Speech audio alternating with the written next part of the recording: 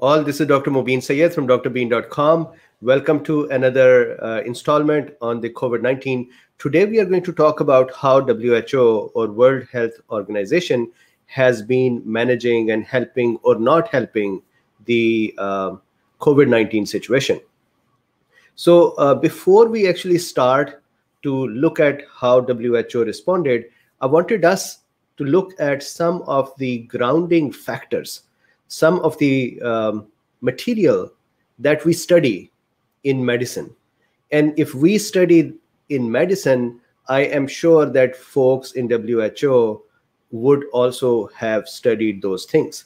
And then what I would like to do is, once we have that foundational concepts and mechanisms in front of us, then we would see if WHO was thinking using those kind of informations available or not. So let's start. It is a fascinating discussion today. One part in this discussion that is missing is the WHO's approach towards the treatment. We can probably talk about that later, but that in itself is a very long topic. I have selected a few other topics which we would like to discuss. So let's do this. So I'm going to share my screen, and we would, let's ground ourselves first. So grounding of this is that, let's say you are becoming a doctor, or you are becoming a nurse, or you're becoming a healthcare professional. And I would hope that there are so many folks within WHO that have become doctors and that have studied medicine. So let's say you're studying medicine. Here is what's going to happen. And everything that I have over here, there is a reference. So let's look at the reference. Look, I'm going to show you 3 books.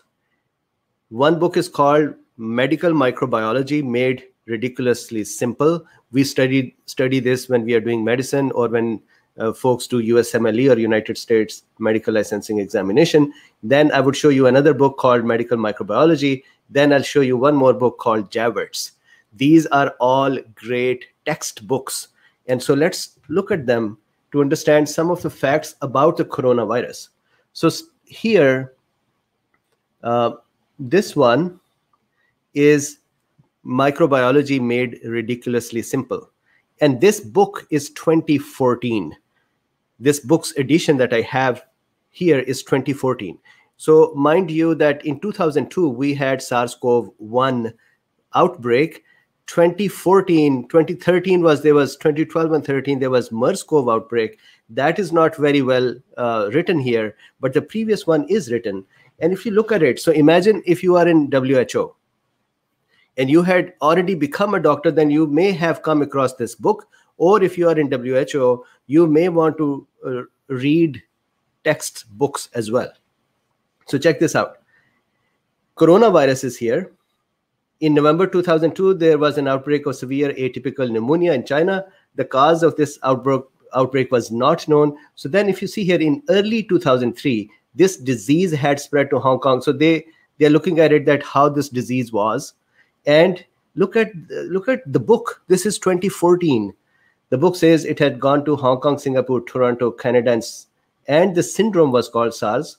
Within a few weeks of the description of the syndrome, it was discovered that SARS is caused by a virus called novel coronavirus.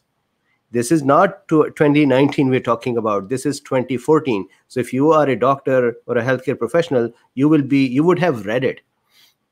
Then they're talking about what coronavirus is. And then they say before the outbreak was controlled, it had spread to 29 countries and territories and infected over 8,000 people. So if you are a doctor who, remember in the beginning when I started teaching, I used to go and read the textbooks. Much of the information was in there. Then the same book says the primary mode of transmission is thought to occur via direct or indirect contact of mucous membranes, eyes, nose, or mouth. This is 2014, talking about eyes, nose, and mouth. Nowadays, when we get the information, it seems like this is all new to entities I'm talking about. With the infectious respiratory droplets. Remember, the debate is still going on. Is it droplet or not droplet? And WHO said on 14th January, I believe, that there is no clear evidence of human-to-human interaction. Here is a book. And then I'm going to go to the second book over here. This is Medical Microbiology, 8th edition. And if you see here as well, so this is textbook. And they're talking about coronaviruses. I think this is a more recent book, but again, before 2019. Coronavirus have caused outbreaks of severe acute respiratory syndrome in China and the Middle East respiratory syndrome, or MERS-CoV. And then they're talking about how the coronavirus looks like. That is the shape of coronavirus. Then down here, pathogenesis of clinical syndrome. Most human coronaviruses have an optimum, look at this one, has an optimum temperature of viral growth of 33 degrees centigrade to 35 degree. And then animal coronavirus, including SARS-CoV and MERS-CoV, have replication at 37 degree and can cause systemic diseases. So this is not something that is new to us. We should not be saying, or the folks in WHO should not be saying that, hey, we just found out it can cause gastroenteritis. Look at this. The virus is most likely spread by aerosol. This book is, I think, 2016 or so.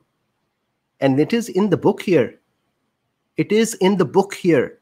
The virus is most likely spread by aerosol. So one of the book is saying it is spread by droplets. The other one is refining it further and saying it is likely by the aerosol. I know that there are going to be people who are going to say books are wrong. So when we start denying all kind of information, then I can't argue with that. But if you look back many years, the information was available. Then look at this.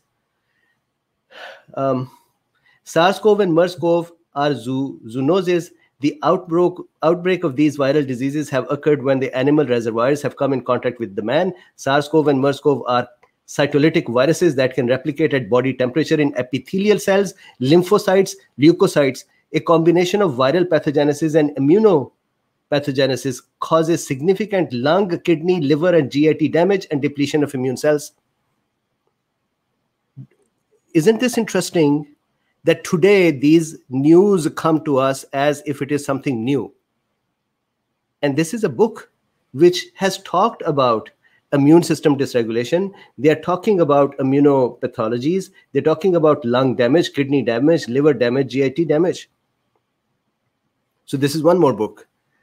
And the reason I'm putting that in front of us, I'm creating a groundwork for us to see that this information was available to every healthcare professional, and most importantly, WHO. They are the leaders of the healthcare. YouTube removes my videos, or Twitter removes, or Facebook removes our posts because the WHO said something that we have disagreed with. Well, I think they need to now go and burn these books as well.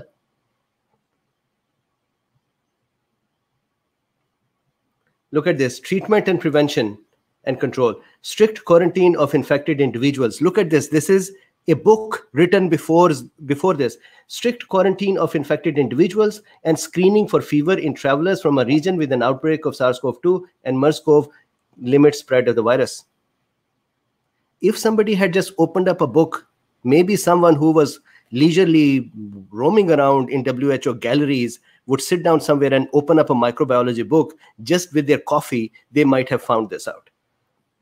Now, here is one more book, Javits. Javits says the receptor for MERS-CoV is DPP4. That is fine, we know that. And then if I continue here, pathogenesis. In contrast, the outbreak of SARS-CoV in 2003 was characterized by severe respiratory illness, including pneumonia, progressive respiratory failure. Virus can be detected in other organs, including kidney, liver, and small intestine, and in stool. This was written in the books. The MERS-CoV outbreak beginning in 2012 was also characterized by pneumonia and respiratory failure, though most patients who died had medical comorbidities. So we also knew that there can be comorbidities, and the patient with comorbidities are more at risk. Did we need someone to come and tell this again? So these are the questions for WHO when today I'm talking about when I say we. Coronaviruses are suspected of causing some gastroenteritis in humans. There are several animal models of enteric coronaviruses, including transmissible gastroenteritis. So fine, these are the books. Here is another book, Lippincott. I did not look at that. But now if I go back here, look at this. In the books, it was clear that the disease was respiratory. It can cause GIT issues. It can cause kidney issues. It can cause cardiovascular system issues.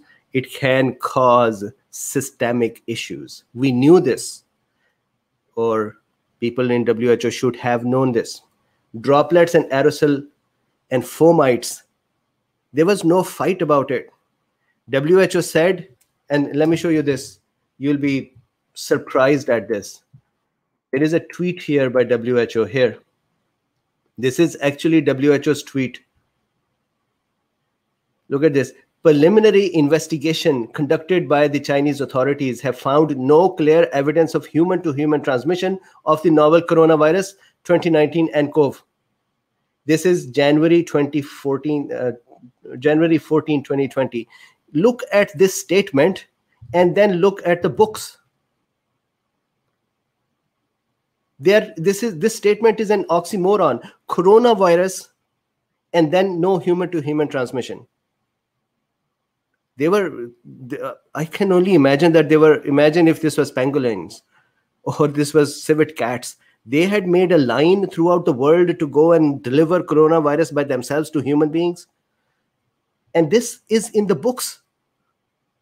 And here is WHO.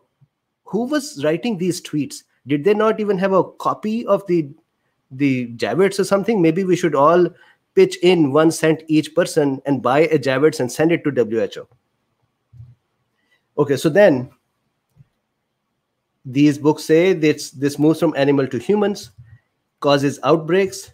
International air travel helps spread this. And WHO did not agree for the restriction of air travel for a long time, and I'll show you that. And the books say that there are super spreaders. So somewhere in these books over here, if I can find the word super spreaders. Now I'm not going to be able to find it, but that is going to be somewhere here. Here. Interestingly, so this is Javits. Interestingly, a few persons with SARS were identified as super spreaders. Each appear to have infected more than 10 contacts. What is the year of this book? Look at the year of this book. This is 27th edition. I don't know if I can very quickly see it here. It would be copyrighted. So 2001, 2013. So 2013, I believe. So this is the book 2013. I think we need to send them a copy and say, please, please, at least read microbiology before you talk about microbiology. Okay, so then there are super spreaders. We knew that. It was in the books. Isolation, quarantine, travel restrictions, gloves, gowns, and goggles is necessary. This is not a new thing. It was written in these books. Somewhere here, I actually read it, that the gloves, gowns, and those things were necessary. Let's see. Here, strict quarantine of infected individuals and screening for fever in travelers from the region of the outbreak. And then I think in Javits, they talk about now I've scrolled away from that page.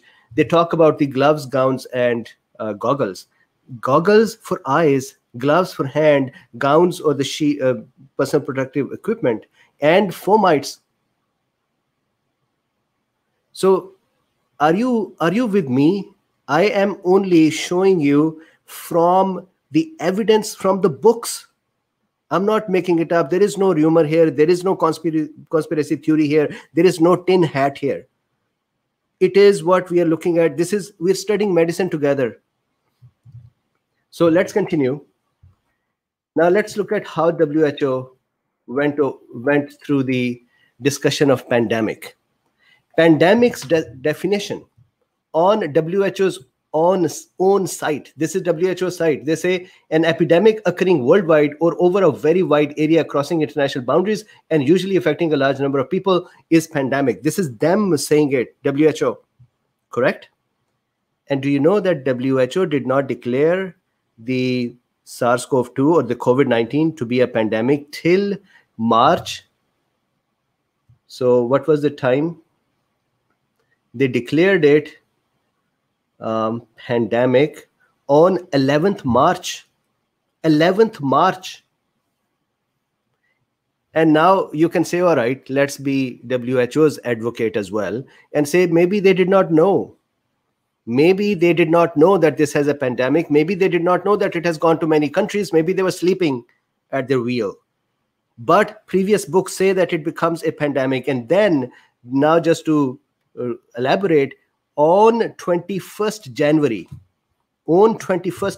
I have the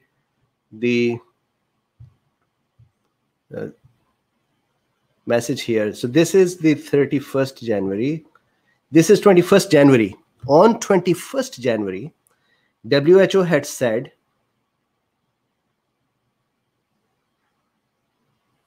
here that now the outbreak has moved to China, and from China it has gone to Thailand, Japan, and Korea, Republic of Korea. And WHO still did not think it was a pandemic. They knew this on 21st January. They declared it a pandemic in March. What time in March? They declared it a pandemic on 11th March. And so once again, we can actually say that fine, WHO didn't think that going to 4 countries is a pandemic. It should be more. Do you think that from 28th through 11 March, 28th January to 11 March, do you know how many countries had become affected? And WHO kept saying, no, it is not a pandemic. These are the leaders we are trying to follow. These are the leaders who say something, and then the rest of the people, the doctors and clinicians, their messages are tagged and misinformation is declared and they're removed. And these are the guys. How many people are there in WHO and how many doctors and scientists are there? They knew in January that it is spreading in many countries.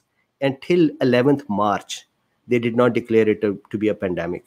Do you know how many lives could have been saved if they had declared it a pandemic? I would rather say this is a pandemic and then be declared wrong, and then be declared as someone who was overcautious, who made an error in assessment of the spread, but I would have saved lives. And here they made an error in not declaring it a pandemic, and they allowed the spread to occur.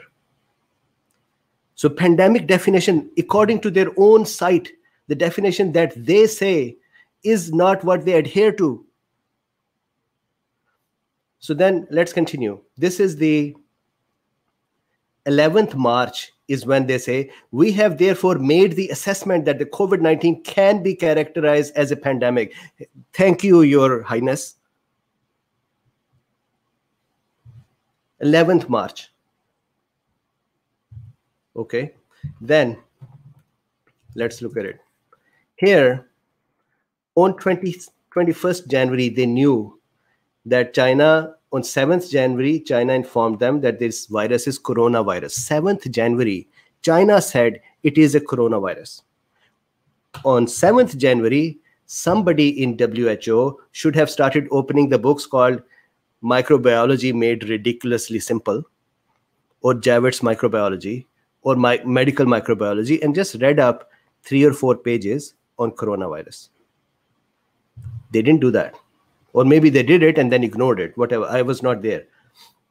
But China told them this is a coronavirus on 7th January. 12th January, China actually provided the genetic sequence of the coronavirus. 13th, 15th, and 20th January, they knew that the virus had spread to other countries. 14th January, WHO tweets that there is no clear evidence of human-to-human transmission. Guys, if you had just read the book, you would not put this kind of a statement out there. If this statement was being made and I was a doctor in WHO and somebody came to me and said, I'm going to tweet this, I would have let them go. So And I have the links over here for anyone who is interested in going and reading WHO's rolling reports. So this is one link, and all of these links are in description as well. So there is nothing, I'm actually putting the pages up. This is, look, 31st December, they said, China said that we have a pneumonia-like problem. Then 21st January, they knew it was, but 7th January, they knew it was coronavirus. That did not ring a bell for them. Then 29th January, now look at this. I'm going to switch now gears to the next thing, and that is the travel allowance. If you go back to the book, this is why I grounded ourselves before. Books say that travel, international air travel, helps spread the virus. We knew that from SARS-CoV and MERS-CoV. And then on 7th January, China told them this is a coronavirus. So somebody should have said, oh man, this is the same coronavirus that has done the travel before and caused the outbreaks. So let's be careful about so 7th January, keep that in mind and look at the WHO's behavior afterwards. WHO said, and I'm going to now read here. So this is 29th February. So look at the distance between 7th January to 29th February. And look at this statement here. WHO continues to advise against the application of travel or trade restrictions to countries experiencing COVID-19 outbreaks. Can you imagine this? Just read it once more. WHO continues to advise against the application of travel or trade restrictions to countries experiencing COVID-19 outbreak. In general, evidence shows that restricting the movement of people and goods during public health emergencies is ineffective in most situations and may divert resources from other interventions. Guys, go read a book. It's lesser than $50. I really want, if we can, cool beans can pitch in 1 cent each and make it $50 and purchase a Javits or medical microbiology and gift it to the heads of WHO and say, guys, please, before you make next statements, can you please read them? Or send those books to Google and YouTube and Facebook so they can burn them. Okay, so continuing. Hydroxychloroquine debacle.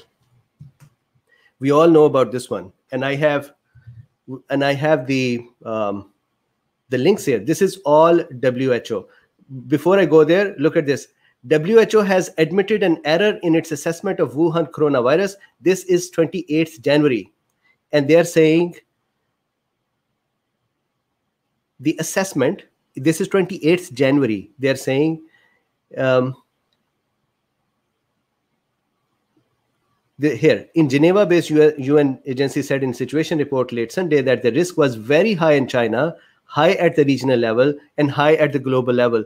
Even then, so this is what? This is 28th January. Even then, they did not declare it a pandemic till 11th March.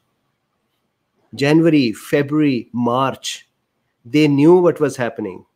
They were adjusting their risk assessment, but were not courageous enough to say it is a pandemic.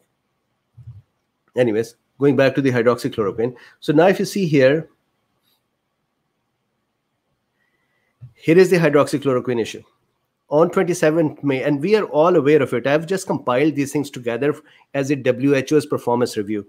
And I have not done the medical management part of the performance review. May 22nd, this is when the Surgisphere study came out, that fake study or fraud study. That came out on 25th May, WHO stops the hydroxychloroquine. So now think about it for a second.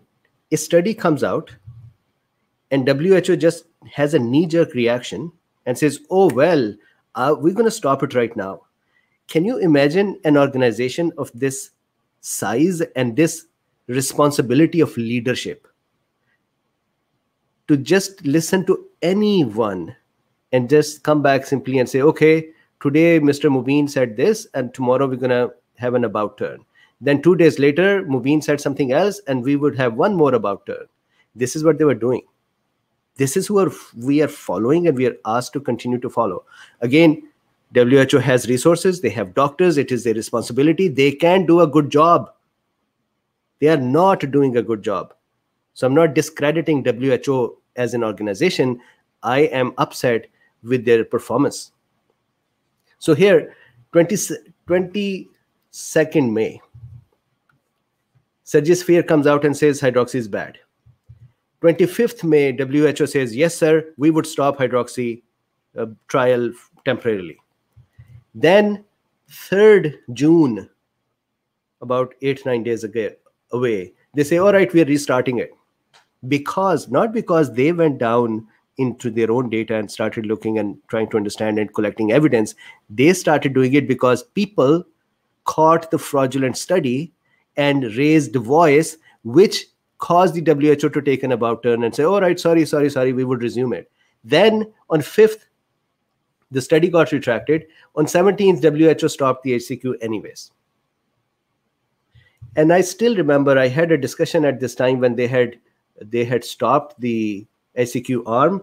And in that talk, I had talked about this, that the damage that was done, the perception damage that was done to this drug, I knew that in various countries it was being used. Once this news came out that WHO has stopped it, I remember I used to talk with my friends and say, hey, for this patient, give them this HCQ. And they would say, no, WHO says don't do it. Even till to date, when the WHO had resumed and then stopped again, even till to date, there's a mess here. You don't expect this mess from WHO. You would expect this from me, maybe. Mobeen sitting in one place, a small business running, and maybe he made an error. Fine. That may be understandable. WHO doing these kind of things? Okay, let's continue. I want to show you this. So this is WHO saying, first they're stopping, then on June 5th or June 3rd, there was a news that they said, well, we are resuming. Then the study got retracted. Then WHO stops that again. And then finally, let's look at their behavior on masks. Remember, WHO has shown to us that they don't even know it is a human-to-human transmitting virus. Can you imagine this? If you read the book that says it is transmitted by droplets or aerosols or fomites, and these are all created by humans for the human transmission. And here, I did not see, could not find the link where WHO had explicitly said don't wear masks. But I searched and I found one of the CNN news here. WHO stands by recommendation to not wear masks if you are not sick or not causing for someone who is sick or not caring for someone who is sick. Meaning in general, don't wear masks in public places and all that. This was March 31st. So till March 31st, they were convinced that masks are not necessary. And the books say it's a respiratory infection and it is transmitted by respiratory system. What I'm trying to make a point over here is it is not the hindsight 2020. There were books written in 2014 which was providing a hindsight of that time and providing a forward sight to say if this ever happens, please understand it's a respiratory virus. Respiratory viruses are transmitted by respiratory pathways. And WHO was very, I'm sure that they were proud, stands by recommendation to not wear masks if you're not sick or not caring for someone who is sick. This is this date. And then June 8th, WHO changes its stance on masks. June 8th, here, WebMD, WHO changes stance, says public should wear masks. This is the date is June 8th. The reason I, the reason I could not actually find their own pages because when I went to their page for masks, that page had been updated to say you got to wear masks. I think this is the one. So now WHO recommends fabric mask and blah, and they have all of this. We had actually these discussions done before the WHO.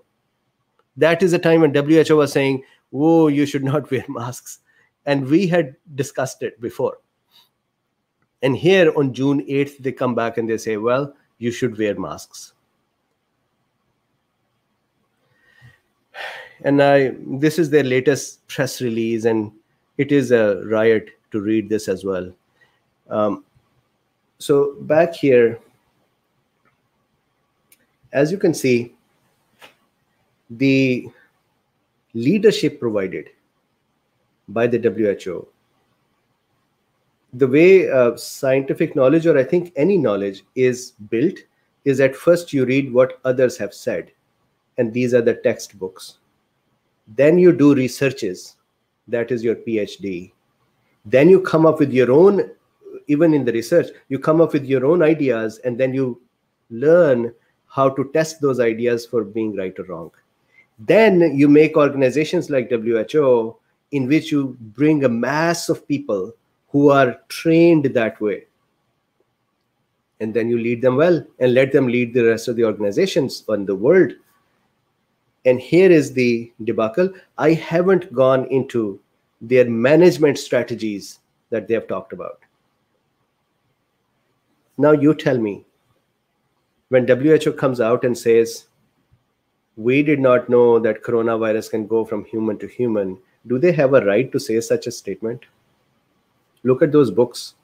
You can actually buy secondhand books for $10, $15 and then send it to them.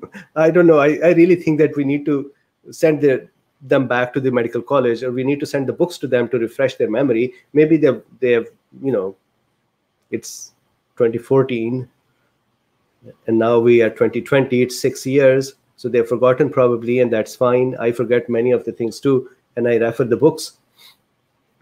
But you tell me this, someone in a clinic can forget. Isn't this WHO's responsibility to not forget these things and to research these things?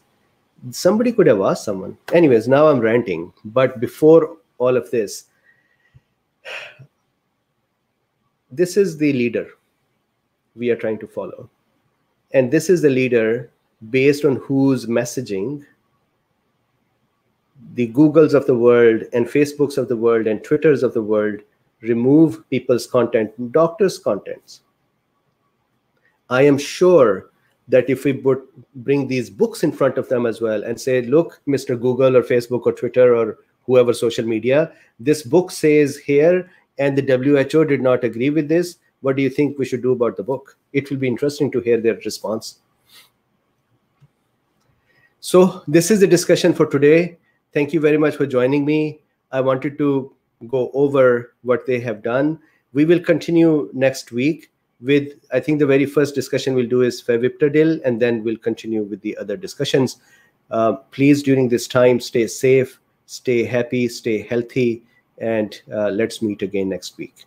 Tomorrow is my off, so I will be off tomorrow, and then I'll see you on Monday. Thank you very much. And please, if you can, go to drbeen.com, and if you want to purchase something over there that would support us, you can donate something as well. You can support us in many ways. You can like, subscribe, and share as well, and that is a support too. So thank you very much. Have a nice weekend, and talk to you on Monday.